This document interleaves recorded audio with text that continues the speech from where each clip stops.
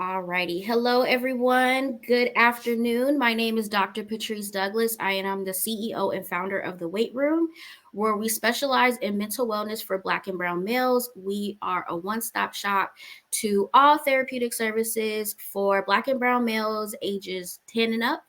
We are exclusively a virtual practice that practices in six states. We are in California, Texas, New York, New Jersey, Georgia, as well as Virginia.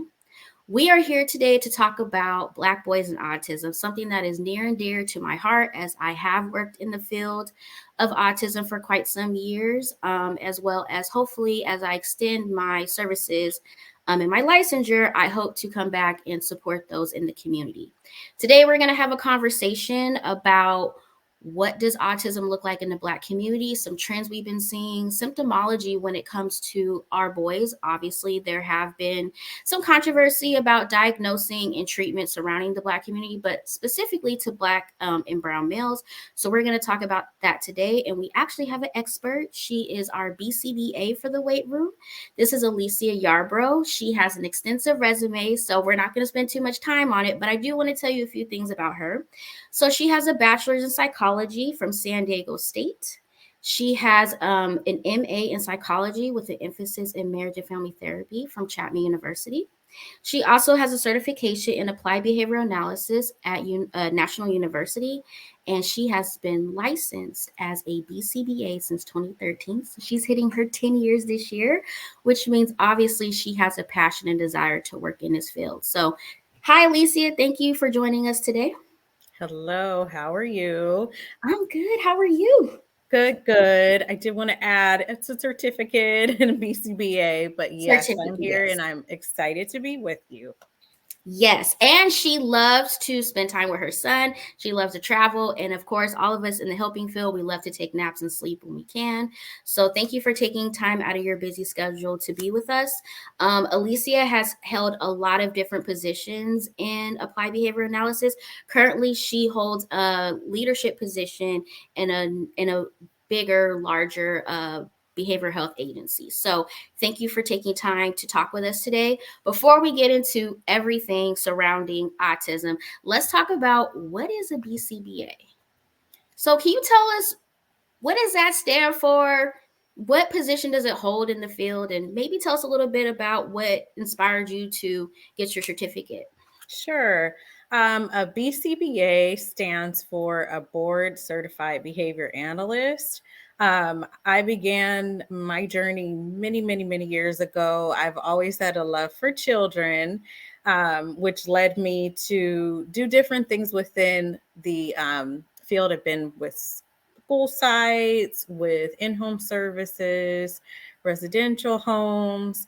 I, like you mentioned, have gone through different sets of schooling in psychology and overall just seeking to help others and to help build families, build individuals, and to help, families and individuals reach the highest level that they can. So, a BCBA is someone that you may work with in a behavior analysis treatment program, and they're basically geared towards helping structure the sessions, to structure the treatment package, and to ensure that the targets and the treatment areas that we're working on are based in behavior analysis and are followed in order to meet specific areas in that child or family's life.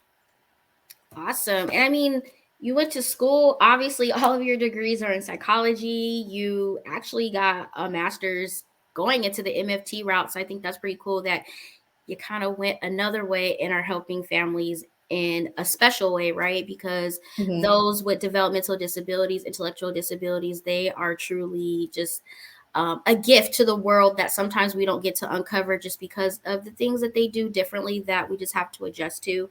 So, does a BCBA diagnose autism in either adults or children? Who typically does that when Good going through? question. Yeah, the BCBA would not be a diagnosing individual for an individual who receives an autism spectrum disorder diagnosis. Typically, there's many ways that those can be done, but you may run across a participant or client that has a diagnosis from a physician, or a referring individual that physician sent out to receive that diagnosis from. So if it was through a licensed clinical psychologist, they may receive a diagnosis that way.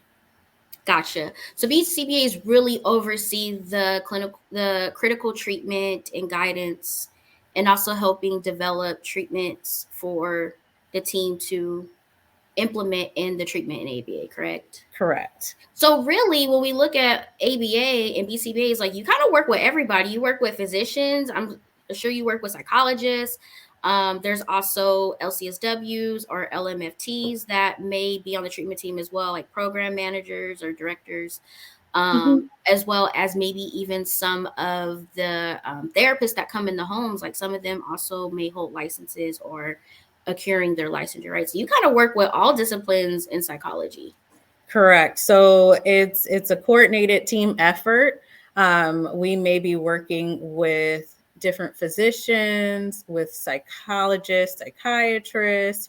We may be working with speech and language pathologists, occupational therapists, physical therapy. So there's many. We may be collaborating with school districts. So there are different individuals that are a part of kind of what is encompassed as a treatment team.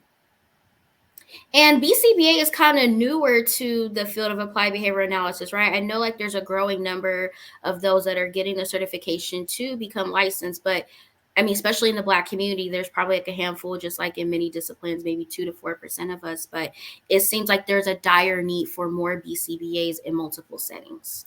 Yeah, the BCBA has been around for a while, but as far as licensure is concerned, it really depends state by state.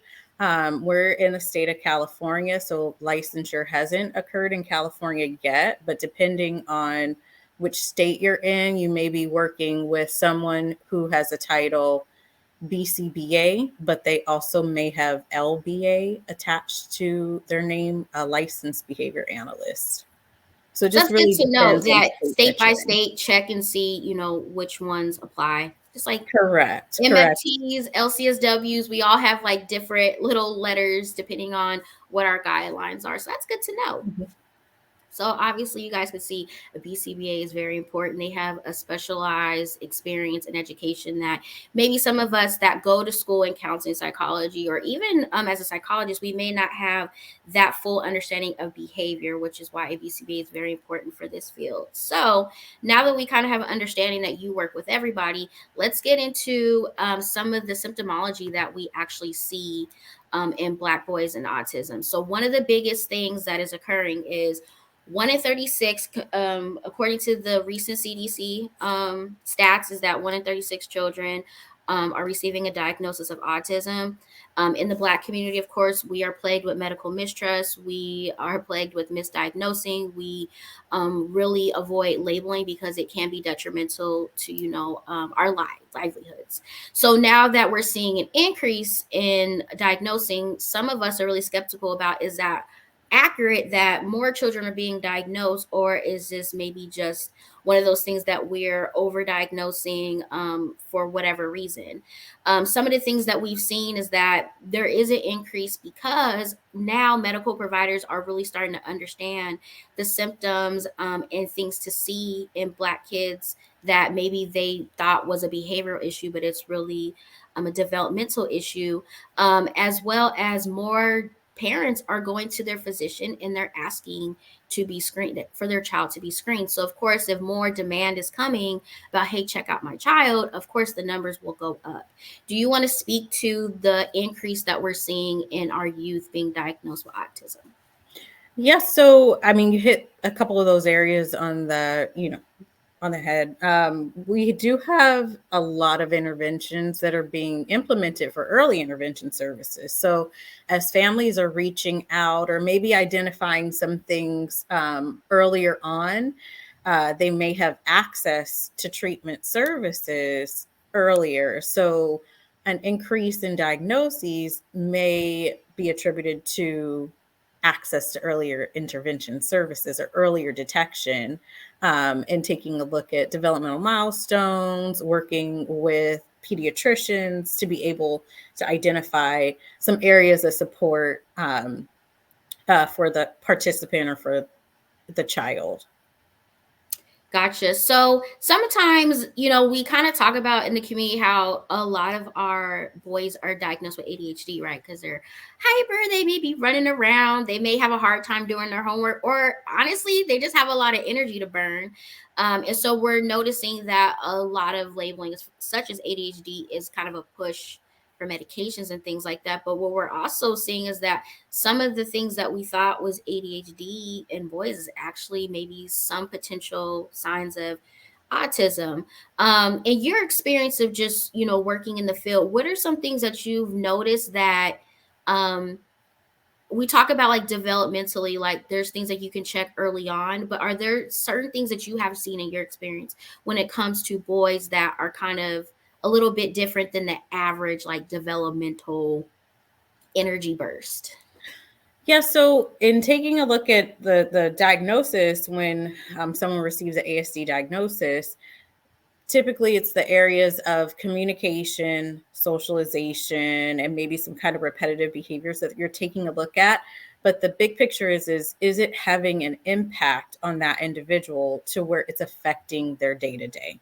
So if a parent is and they're with their child every day, so if you're ever noticing that there's something that's kind of standing out to where it's impacting your day to day. So if it's in school, if it's in social situations with other children, that's always kind of a time where the family can take a look and reach out to maybe their physician, collaborating with teachers to see if this is something that's really impacting their day to day. And if so, that might be kind of that clue to take those additional steps and to reach out, and connect with their primary care physician or their pediatrician for some additional information. Yeah, so sometimes parents may report like their child seems to have more outbursts, maybe when there's something that they don't want to do, or they're exhausted, or they seem to kind of rock back and forth, or what we call stimming, or it seems like when they're frustrated or they have a lot of sensory going on, like loud noises and stuff, they seem to, instead of like, hey, that's too loud, they may act out in a way that looks like a behavioral disturbance. Is there any way to outside of course, going to a physician and getting diagnosed, are there certain things to kind of look out for when it comes to sensory for boys, instead of treating it as a behavioral issue, kind of look at it as like they may this may be bothering them, like maybe too bright of lights or too much sound, or maybe too many words in a sentence? Are there kind of some indications that how they're behaving is not just because they're being difficult, as somebody would say, or they're just not wanting to do something, more so they're uncomfortable, that parents should maybe take a look at? Yeah, so it's always nice because again, parents are able to observe their child and you know your child best. So if you're able to kind of take a journal, jot down some of these things, maybe jot down what's occurring, when it's happening, if maybe things kind of just changed or if something is a little bit different in the environment, all of that information is great to share. As you're reaching out to either your physician, or I know in the state of California, we do have regional centers that we work with. So if you're not a client of regional center, to potentially maybe reach out and identify if that's going to be a resource that would best fit your family. Those are all great sets of information to have. So just being able to observe your child and kind of note what's going on. Is this, truly impeding their day-to-day activities? That may be something that they want to take a look into and seek some additional resources. So typically, just from your experience, when a parent does identify that obviously there's something a little bit different about how their child responds to people, responds to activities, maybe having difficulty learning certain things like brushing teeth or even like tying shoes or just like different protocol. A lot of parents are afraid of, if they're not able to do these things, what does the school, part look like? Are there usually, in a perfect world, are there usually some extra supports that can be taken in the school system? I know we have like different things like IEPs for, different programming. Are there different things that parents can feel empowered to do while their kids are at that school age and having to adjust to those things?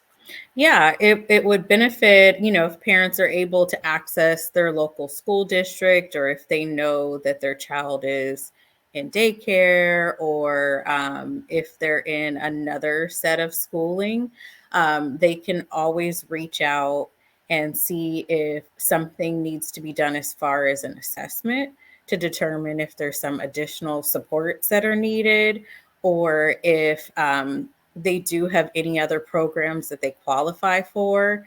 I know that we've talked. There are ways also for families if they're going to take a look into any supports with their insurance. So there's different avenues if a family is seeking to get some additional resources, if their child is school age, daycare, or moving into becoming a young adult. So there you go, parents. Like, yes, sometimes it can be challenging to pinpoint certain things, right? And that's why it is important to, have a great communication and contact with your physician to kind of go over some of these things. Because of course we're not perfect. We may miss things. We may be overly sensitive to things. But at the end of the day, this is not a diagnosis. If your child does have it or potentially does have autism, it's not something that they won't able to live a pretty good life. There's a lot of resources out there, more resources coming out that they can pretty much have support from when they're young into advancing an adult. So some of the things that we look at as far as diagnosing is repetitive behavior patterns. Maybe they may be fixated on interests that are abnormal in intensity, so strong attachment to unusual objects. There's also hyper or hypoactivity sensory input or unusual interest in sensory aspects of the environment. So, like pain, temperature, things like that, how they respond. It may be a little bit different to a person that doesn't experience autism, as well as we're going to look at communication patterns. Like Aleicia said, sometimes they like to work better by themselves. They may like to build things on their own, or even when they communicate, it's a very literal sense, so they don't pick up on like social cues or sarcasm, and they can take it a certain way, especially as they advance when they get older. And sometimes just maintaining a relationship can be difficult. There was a time where there wasn't a spectrum of autism. It was like autism, Asperger's, and that was considered, I guess a higher level of functioning for those that are more on the communication aspect of having difficulties. But now everything is kind of lumped under one spectrum. So that's also something to note. So we are going to move to the purpose of ABA services. So everywhere you hear ABA, ABA, ABA, applied behavior analysis, somebody comes in the home and they play with your kid. Is that what y'all do? Do you guys come in the home and play with the kid for like 3 hours after school? What is ABA? Play is so fun. So the purposes of ABA services, and really it's our science is to kind of take a look at those areas that I mentioned. So with the ASD diagnosis, we could be potentially taking a look at areas of deficit across socialization, communication, and some kind of repetitive behaviors, and in some cases, some extended areas of behavioral support that are needed, right? So your ABA services and your BCBA that's with you would be able to take a look at what areas do we need to increase, what areas do we need to decrease, what areas do we need to provide support, maybe in home, maybe in the community, maybe across homes, if a child is working with different family members in different homes. So it really just depends. The nice thing with ABA services is that your team would be able to work with you and to address those areas, but also to support the family and the child in order to reach highest level potential and the areas that you want to reach and accomplish. So, of course, people see ABA and they're like, okay, I get my personalized little therapist in the home. We become one big happy family.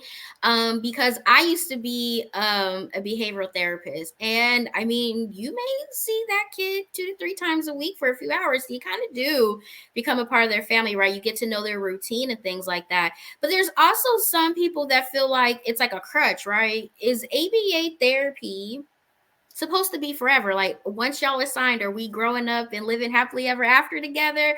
Or are there goals where at some point, we won't be around because you have the tools that you need to essentially function in a way that you're able to maintain yourself, right? They may not be perfect. It still may not be as fluid as maybe, a person that's not neurodivergent, but it's enough for them to feel comfortable in their day to day.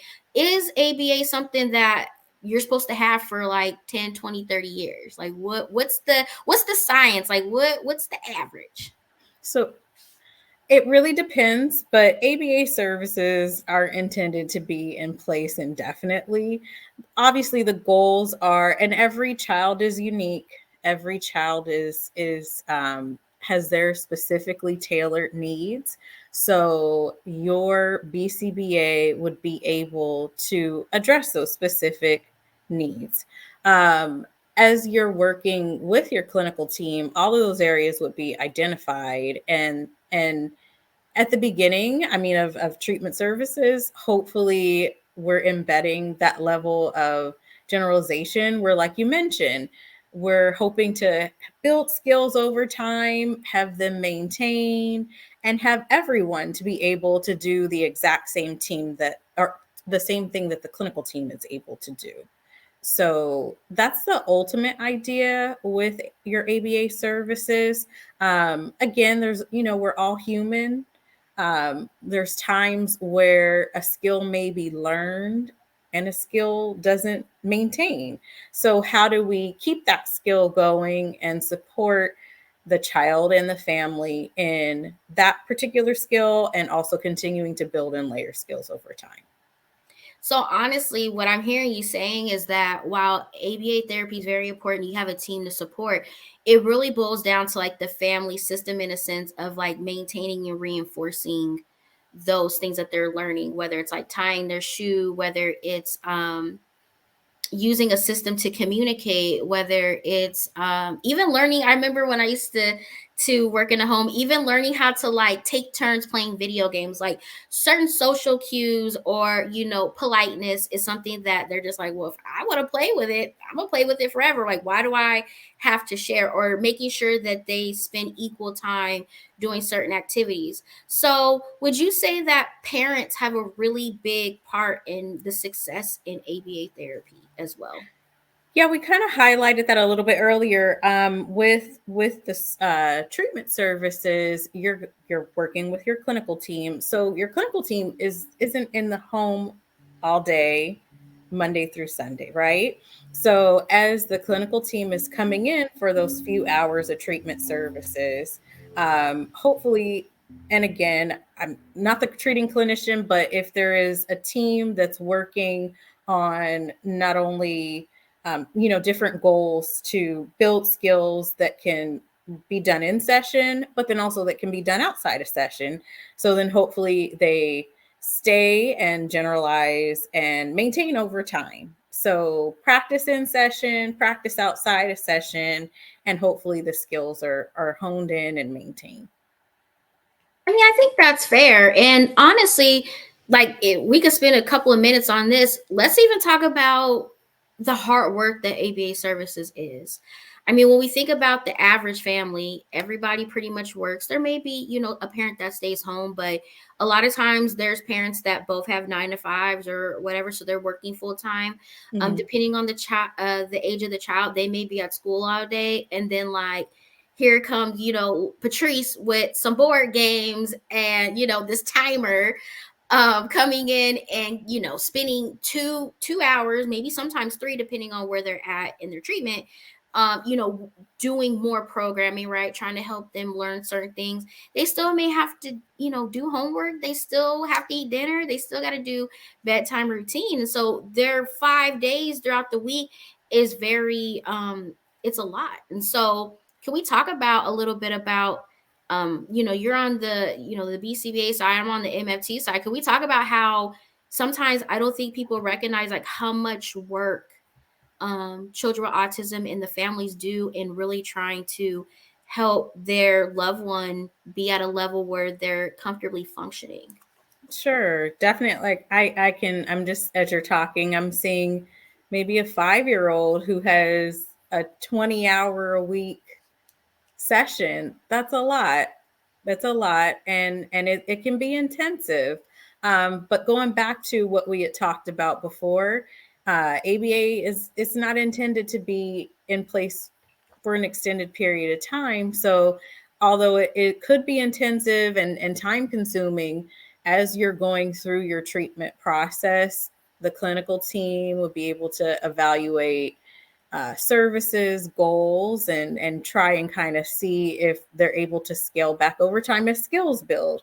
So it's kind of it's a huge systems change for families, and it is understandable that that can be kind of stressful to incorporate ABA into your everyday activities. So hopefully families are working with their clinical team to, like you said, add in those goals into natural routines as they're happening. Because, like you said, you have parents who may be working, they're home after school, you have dinner, you have homework, you have bedtime routines, and day to day. So, working those times in where it fits naturally within the environment um, is something that can really help. Yeah, and I mean, ABA starts at like what age typically for early intervention? What's the average age? You can start services. I mean, early intervention can happen prior to 3 and 3 years old and on. I definitely think I've worked with 2-year-olds. So can you imagine like, hey, Miss Patrice is coming over at 8 a.m. on Monday. And the word like they looking at you like, why are you here? Get away from me. Like it's a lot, right? And so a big part of when I was working in ABA, what struggled for me was like, what's happening to the family system? Like some families, it's so heavy and intense that sometimes even marriages form complications. Sometimes parents are contemplating, divorce. The sibling system, they're not getting as much as attention, so they're kind of, acting out, and whether they're not doing homework or they're acting out in school because the sibling that has to get the services gets the most attention. And so I really stress the importance of the whole family getting support. Yes, the child, the teen, whoever's getting the services, they do have a plan, and the whole family needs to engage and participate. But also, if you have the time or find some time in your lifestyle to encompass your own therapy now, because of the pandemic, there's a lot of virtual opportunities even for the siblings. A lot of times they may not feel comfortable talking to you about, they're jealous of the attention, or they don't think it's fair. And so a lot of times the family is falling apart while trying to make sure that their loved one that's receiving the services gets all that they need.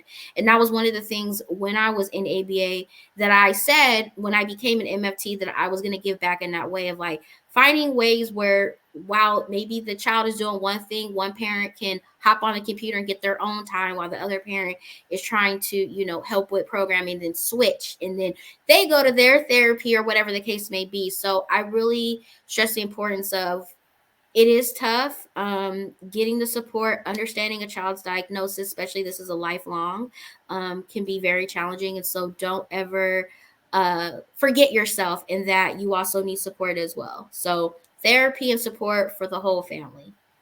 And also to be patient. Like we Mm-hmm. said, 20 hours a week programming, they want to get a snack and take a nap. I know we all was like, why do we take naps when we were young? But honestly, like, I think we should get naps like daily, right? No matter what age, you should get a snack and a If nap you can. if you can. It may be a little hour of like cartoons. So also just being patient with your child if they are receiving services, that it is really hard to have a routine where you're constantly learning and pushing yourself for hours a day, right? They're obviously at school and doing therapy and doing homework longer than they're actually sleeping. So just that patience of like, sometimes they're not going to be in the mood for ABA, and that's going to be okay. Sometimes they do need a little break, and the therapist understands too. So sometimes they know when to maybe work on lighter goals so it doesn't feel as heavy. Yeah. Or, I mean, sometimes, it's just not a good day. So also having that patience that this is a lifelong journey. Miracles are not going to happen in 2 hours, but if we're all on the same page and we're all trying to, get to the goals that we want to, everything's going to be okay. So ABA is very important. ABA is very busy. I'm pretty sure since you're in leadership, that there is a high demand. We even hear about how there is a wait list for assessing. There's a wait list to get assigned to a organization that can help them. So, is there anything as a mom, because you're a mom, is there anything that you can kind of give as a tip to a parent to like deep breathe as they're in the beginning phases of this process? Now they got an answer. They're trying to navigate that, but now there's frustration because maybe services aren't happening as quick. Is there anything as a mom that you can just give us a token as a deep breath for our parents? Sure. As a mom, and I know that there's just so many things. There's no handbook to this. No handbook. Um, we always are seeking help and support and resources with where we can. So I would just implore parents and caregivers to take a breath, to allow yourself room to seek support, and to be open to the supports and systems that are out, and collaborate. That is beautifully said. Because sometimes that is the frustrating part. I know something is different about my child, and when we talk about even some of the stats, which we have an infographic on the weight room um, Instagram, the Instagram and Twitter page about some of the things that Black boys and just children in general are going through, how we are 1.5 years to 3 years delayed behind white kids in getting diagnosed. We kind of talked about that before. It's mainly because sometimes we don't know who to talk to about it. Also, too, we've been dismissed about there's nothing wrong with our child. They're just non-compliant. We hate that word, right? Non-compliant is so you literally gotta go like break down the door of like, I need an assessment. So because of these barriers, we're delayed. And also too, the symptomology just looks different. Sometimes we present more clinical versus anything else. So it may take a little bit more time to fully understand what's happening. So when we have all these barriers going on, and then because of the uptick in the increase of awareness that more children do have a developmental disability, it is challenging to know what's the right course of action, which we're going to get to in a little bit of how the weight room can help you. So let's move to parent training and autism services. Because let's be honest, as a previous ABA therapist, some parents like, hey, you're here? Cool, I'll see you in 2 hours. Wow, sometimes I can get acclimated with the kid. We're working on stuff. It's really cool to have the parents around, unless like the parents are obviously, we're trying to extinct the behavior and they're making it worse. We really want to talk about the importance of parents in ABA. And so I know that in most programs there is like a phase or step that the parents kind of get introduced to before we start services. So can you talk about a little bit about in your experience what parent training is in autism services? Yeah, so depending on what interactions the family has, they may be introduced to different services through a program. They may have different modules that they cover. They may be introduced to a program through assessment reports and taking a look at what goals and are noted and what areas are noted for generalization. So it really just depends. And I know every family could have unique situations.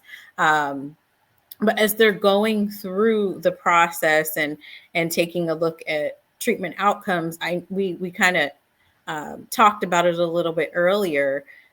ABA services are present, but the parent, you're there outside, inside a session and outside a session. So ultimate goal is to be able to collaborate with the treatment team and see what works best with your family. What are you going to be able to work on, and what makes sense for your dynamic, and then start addressing those areas and how they'll best support your child and the parents or caregivers. So it's really cool that you say that, because when I think about that from like the therapeutic side, it's kind of like therapy, right? Like you may see your therapist twice a month, right? And so in the times that you're not seeing your therapist, you should be applying your coping skills. You should be doing the assignments that maybe is assigned by your therapist, because a lot of the work happens outside of the session, right? And that kind of sounds to what you're saying is, yeah, we're coming in and we're helping you understand what is your role, and your participation in services is really important. And we're here for 20 hours or whatever, and typically in programming, we don't stay at the same hours forever. We will reduce. And so what I'm hearing you say is like, it's important for parents to be involved, because when you go on vacation, or, there may be a time where, maybe there's spring break and you guys don't want services for the week, or the holidays are coming up, or whatever the case may be, that you really have to make sure that you're maintaining whatever the child is learning and adapting to in ABA outside of that, because that's really what's going to help them make it more of a lifestyle and not just a repetitive thing that they're just doing when we come in the home. So it's kind of like ABA and therapy are saying, like, you gotta keep the work up outside of the designated service time. Yeah, those are all those times that you mentioned are like great opportunities to continue to practice skill sets, continue to build. And it's just so awesome sometimes when you see new things blossom that weren't necessarily even trained. And those came about from um, parents and caregivers working on things outside a session. And then the clinical team is able to continue to build and grow from there. So those And are even all some wonderful. of the goals in like ABA is pretty cool. Like I said, play video games for like 10 minutes. Like I think I had a goal of like watch mouth, like watch their language when they're using the headset. We've done like play goals. So ABA doesn't have to always look like it's just strenuous work. Like it can be developed into something that's fun. Um, what are some of, if you can remember a time, because I mean, you being an ABA therapist was a while ago, but was there like a fun activity that you used to like to do with the kids? Like that was something that you looked forward to when you got home, like, oh, we're gonna build a 500-piece puzzle, because man, they could knock that out by the session over. Was there like a fun activity that you looked forward to when you saw your kiddos? You're dating me. It was many, many years being a therapist, but I still use some of the skill sets that I use as a therapist currently. I love to play. I think some of the best learning happens within natural settings. So, how can you True. make something fun, make it memorable, make it something that you're able to learn and to grow from? So, I love to play it, looking at a bunch of toys over there, my child. So, So like imagination, yeah. play. Mhm. I love it. Or I think my favorite one, honestly, was making Play-Doh, like the step-by-step direction. 'Cause that's a fun thing. Like Play-Doh is like what, Legos, three? all of the fun things. We make cupcakes. Yeah, like it could be fun.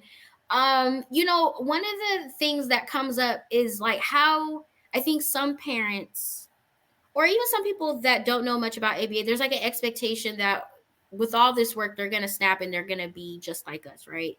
The non neurodivergent.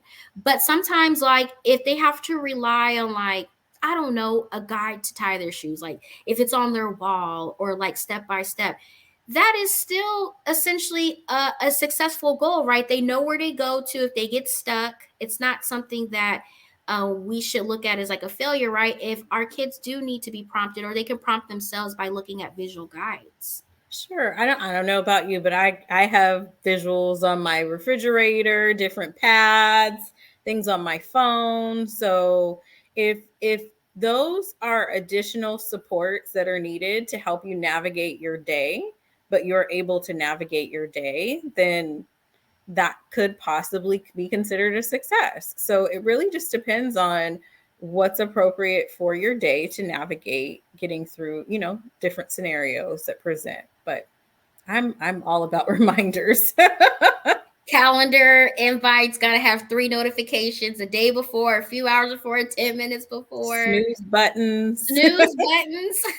I mean, even now, like some things that I cook, I still look at the back. Like I know how to cook it, but I want to make sure, like if it's pasta or something, I'm still looking, right? So Step by step really, we prompt directions. ourselves every day with something. Like everything we may think is automatic, but there's a lot of things that we Google, we look at the back, we prompt ourselves. So I think that's a good point to bring up. Like certain things with your child, they're just going to need extra guides, and that doesn't mean that they're not navigating in the best way possible. That's just something that we all need. And to be honest, I think all of us need prompts. So I think that's a good little thing for parents to be gentle with themselves in this process, right? Sometimes. So we talked about ABA, we talked about the parents part in it. Let's talk a little bit about resources. So, of course, it varies from state to state. You and I are both in California, so we have like regional centers and things like that, which I know a lot of states don't. So, if somebody's like, all right, Dr. P and Aleicia, I'm concerned, maybe my child may have something, or maybe me, right? Because we are noticing that more adults are getting diagnosed later in life with autism. Do you have any suggestions about where to start to even get diagnosed? Like who is the first person or a person that should be contacted to help navigate through this system?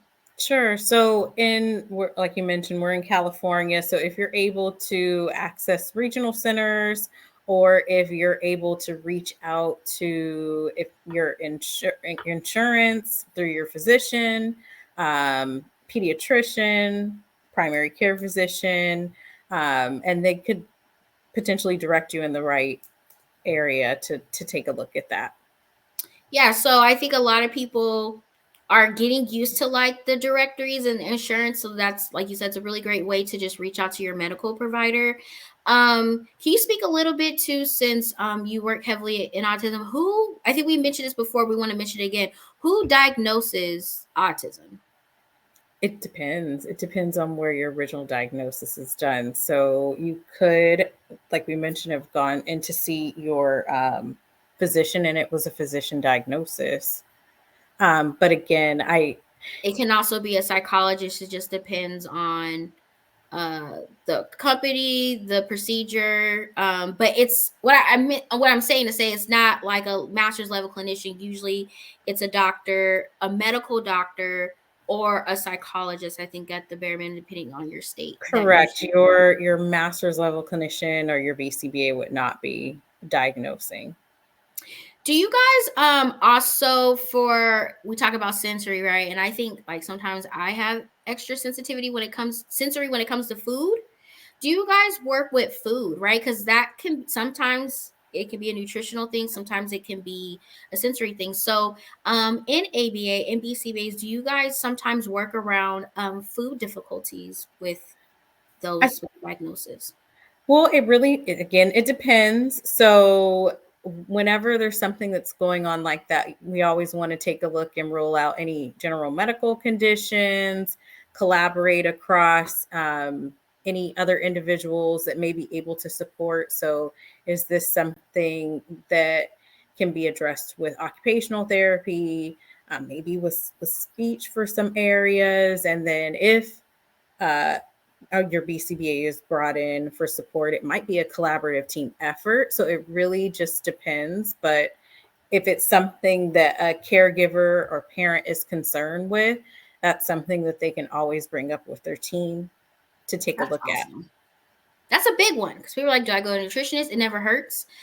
Some things are just behaviorally, like how maybe their dietary is going to change, and we want to make sure that's good. But once again, you bring it back to it's a team collaboration. So your child can have a medical doctor, a nutritionist, a BCBA, a therapist, like everybody, right? And they're all working together um, with your treatment team. And also, what I liked about what you said was that if we see something, we are going to recommend a referral to be seen by a specialist, which I think is very important. So resources are definitely first things first. Is you can always Google county resources to see what's on a county level of what is offered in autism, as well as most ABA services are either county government funded, if your state allows that, as well as insurance. So that's a good way to start. There's also some other resources that help in the community, like I think it's called Autism in Black. Let me make sure I got the right name for it. It's a nice community that's ran by a therapist. Let me make sure. Autism in Black. Um, and the Maria who runs it, she's a therapist, but she also um, is the mother of a child that has autism, and so she created this community. And even just her journey, she recently discovered like her journey with autism. So she holds conferences, she has podcasts, I think she has IG lives. She has a great little community just full of resources for those in the Black community that just need help navigating these areas. And of course, the weight room actually has a resource as well. So at the weight room, we offer parent education. This is going to be a um, 101 or parents and Aleicia, where you get a set up a designated time with Aleicia to kind of come over some of the intimate areas that we've talked about today. Of course, she's not going to diagnose, right? Because we've established BCBAs don't diagnose, and she's not going to step on anybody's toes about what is this and what is that. But if you're having a hard time finding resources or understanding some of the terminology, right? Like, what is an extinction burst? What is this? What is that? You actually get, one-on-one access with her to that she coaches you and answer questions so that you feel more confident about what is your role in services, what are some things that you may can elevate, as well as where to navigate. And I think that's really important considering she's been in the field for a really long time. We really don't have a lot of tools and resources at this moment for individuals in the Black community when it comes to autism. So we offer this because, for one, it's important to have a community where you can go to and ask questions. Number two, navigating this space, especially anybody, you hear that you have a diagnosis, the first thing you have to do is take it in, right? And figure out what does that mean for your life. Then you got to figure out where you want to go for help and what does that look like. And then people are telling you all this stuff. Are you okay? Are you ready? And you're like, no, I'm not ready. But you really don't have the opportunity to get ready. So this is kind of a stepping stone into the direction of you understanding what you can do to help support your child, as well as you may be already in, ABA for a while, and you're just feeling very exhausted. You're really not sure if things are working, and you just kind of want to troubleshoot, or maybe do like a brainstorming session with somebody that works in the field that can give you, generalized and different tools that it may benefit you and your understanding with your child. So this is something that Aleicia is definitely willing to do as part of the weight room. I don't know where she finds the time because, like I said, she's helping on a larger scale. She's pouring back into our community, as well as she has her own family. So we do have limited slots, but that was something that we really wanted to make sure that we offer as we really hone in on really specialized treatment for Black and brown males. Autism is something that we definitely have to make sure that we stay in the front with, we understand it as best as possible, and we can advocate. And in reality is that some of the things that Aleicia may can talk to you about will help empower you to advocate, right? And then for the fathers, if you feel like you need extra support, go ahead and head over to our therapeutic site where you can get a one-on-one with one of our therapists. So, Lisa, how do you feel about offering this specialized service to our community? This is something that I really haven't seen in a lot of agencies. And so, how do you feel about taking this step and helping the Black community? I'm excited. I think that it's a great opportunity to be able to pair with families, to be able to give an additional layer of support as you're kind of navigating this journey. If there's anything that comes about where you just need an extra person to talk to about, I'm available. Like Patrice mentioned, it's more of a generalized situation, as I'm not your treating BCBA, but I am a BCBA in the field. And so I can give you some information and a little bit more insight and support. Yeah, and the cool thing about it is, right, is that the service, we have you fill out a pretty extensive, it's not time consuming, but we really want to get to know the ins and outs of your family dynamic, where you're located. And so Aleicia takes that time to really understand what state you're in, what are the things that they offer, so that some of the things that you may have difficult navigating, she may have a way for you to navigate that in your home state. So that's the cool part about it, is that we really make sure that wherever you're at, we learn what's available, how they work those things, so that when we come to you, it's almost like we're holding your hand in while working with you from a virtual stance. So it's a really cool service. I'm really excited to offer it.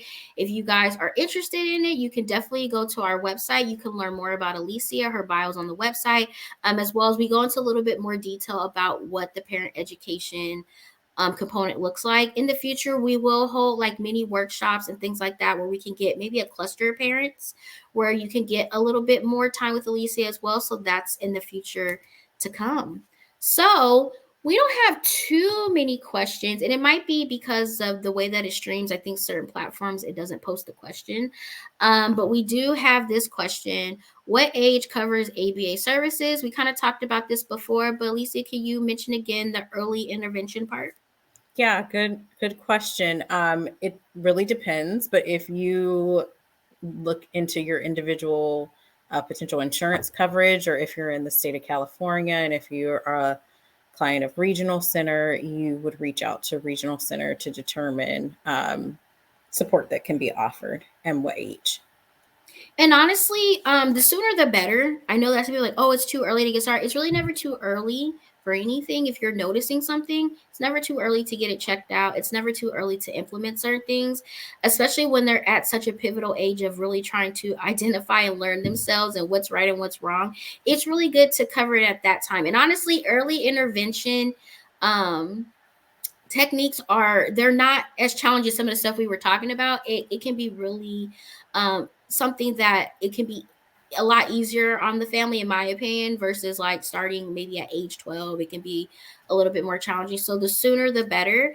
Also, when you go to your doctor, or whoever in your state is the one that you will go to potentially screen for autism, sometimes they even give you like a checklist of like milestones, right, that your child should be meeting, because that's really a lot of it too. Like at certain ages, which I've been learning a lot recently, studying for the EPPP. So learning, there's like certain foundational pieces, right, that everybody in their development should be meeting. And if the child is struggling or delayed, that may be an indication that something else is going on. So reach out for those resources as well. I'm sure that Google and them have it as well. I would just say get it from a reputable source to make sure that they're in line. But it's really important to, as soon as possible, if you sense something's different or you're not sure if they're delayed in something, reach out to a professional to determine that.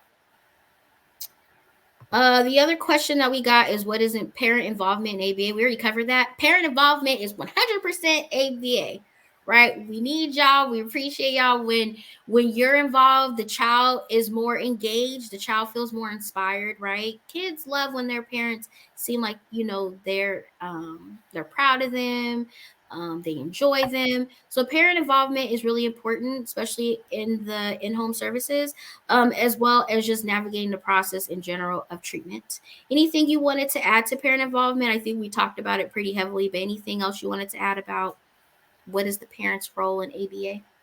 No, I think we covered all the parent education or parent involvement piece.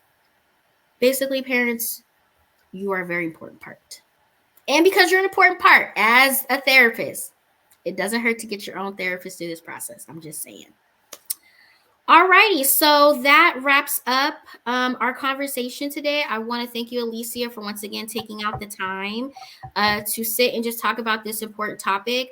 Really quickly before we end, since you've been in the field for so long, you've seen like the different I don't say popularity, but different things that have come up in honor of autism, right? We have actually this month is autism awareness, which used to be the little puzzle piece, right? I remember the puzzle piece, and now we're in autism acceptance, which is basically just saying, like, hey, at this point, you guys are aware. Now we need to accept those that do experience autism. And I put out a post, I want to say last week, that's like, hey, Black community is still in awareness because we're now just getting the space that we need to actually be diagnosed. And so this conversation was just really important because while some people are in the awareness or the acceptance part, we're kind of just still understanding what autism looks like for our community and how to navigate that. And when it comes to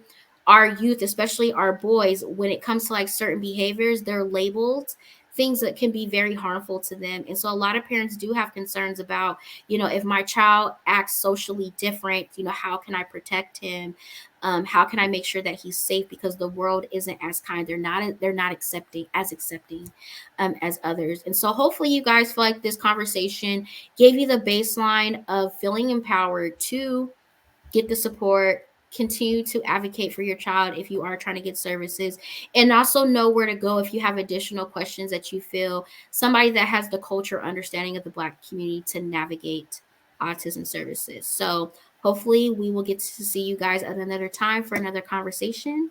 Have a great day, everyone.